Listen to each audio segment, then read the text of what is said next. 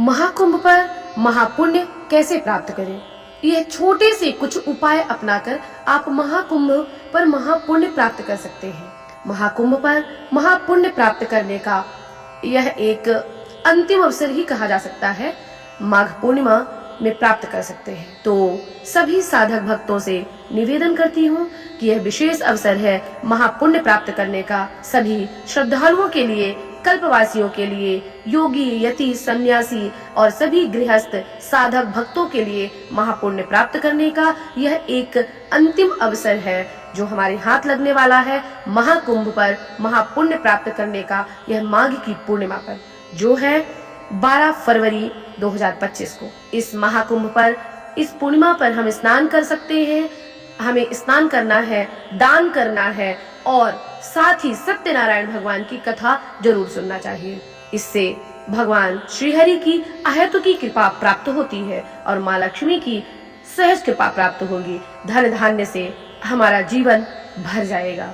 तो सहज कृपा भगवान की प्राप्त हो, माँ लक्ष्मी की सहज कृपा प्राप्त हो, उसके लिए हमें स्नान करना है पूरे श्रद्धा भाव से माँ गंगा संगम में और दान करना है।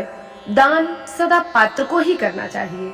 तो दान करना है, स्नान करना है, दान करना है और फिर सत्यनारायण भगवान की कथा सुननी है। यह माघ का महीना भगवान श्री हरि को समर्पित है। भगवान श्री हरि को माघ का महीना अत्यंत प्रिय है। तो इस समय यह 3 उपाय करें और पूरे श्रद्धा विश्वास के साथ में महाकुंभ पर महापुण्य प्राप्त करें। हो सके तो माँ गंगा को संगम में चुनरी अवश्य चढ़ाएं।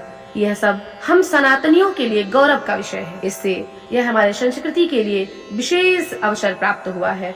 हमें अपना संस्कृति को दिखाने के लिए यह शाही स्नान होगा। माघ के इस पूर्णिमा में शाही स्नान होगा और हम सभी अमृत स्नान करेंगे। हमारी जन्म जन्मांतरों के पाप ताप सहज ही नष्ट हो जाएंगे, क्योंकि इस शाही स्नान में अनेक देवी देवता, साधु, सन्यासी, यति, साधक, भक्त और देवता भी वेश बदलकर आते हैं और स्नान करते हैं प्रयागराज में।